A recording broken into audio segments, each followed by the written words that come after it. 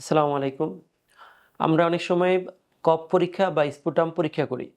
এটা খুব একটা ভাইটাল পরীক্ষা। তো এই স্পুটামটা বা কফটা কিভাবে দিবেন? এটা নিয়ম হচ্ছে যে আপনি সকালে যখন ঘুম থেকে উঠবেন, ঘুম থেকে ওঠার পরে একদম বাসি মুখেই কফটা দিতে হবে। আপনি কোনো কিছু চা, পানি বা কোনো কিছু খাওয়া যাবে না। খালি বাসি মুখে আসবেন।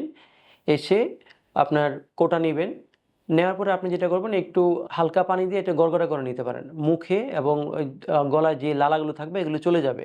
তারপরে আপনি একটু বুক ভরে শ্বাস নিবেন। ২ থেকে ৩ বার এবং বুক ভরে শ্বাস নিবেন। ৩ বার শ্বাস নেওয়ার পরে আপনি একটা জোরে একটা কাশি দিবেন। চেষ্টা করবেন যাতে কফটা একদম ফুসফুসের ভিতর থেকে বের হয়ে আসে এবং এই কাশি দেওয়ার পরে কফটা বের হবে। বের হলে এটা আপনি কোটার মধ্যে নিবেন যাতে দেখবেন যাতে কোটার মধ্যে পড়ে, যাতে বাইরে না পড়ে। কতটুকু কফ লাগবে? আমরা বলি ১/২ চামচ থেকে ১ চামচ পরিমাণ কফ লাগবে। কফটা নেওয়ার পরে আপনি কোটাটা বন্ধ করে দিবেন। দিয়ে আপনি হাত সাবান দিয়ে ধুয়ে আপনি তাড়াতাড়ি এটা পরীক্ষার জন্য পাঠায় দিবেন। এখন কেন আমরা সকালে কফটা নিই?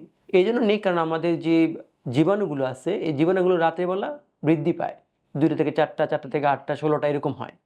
তো এইজন্য সকালে যে কফটা থাকবে এটার মধ্যে জীবাণুর ঘনত্ব অনেক বেশি থাকে। এইজন্য আমরা সাধারণত সকালের কফটাই প্রিফার করি। জি, ধন্যবাদ।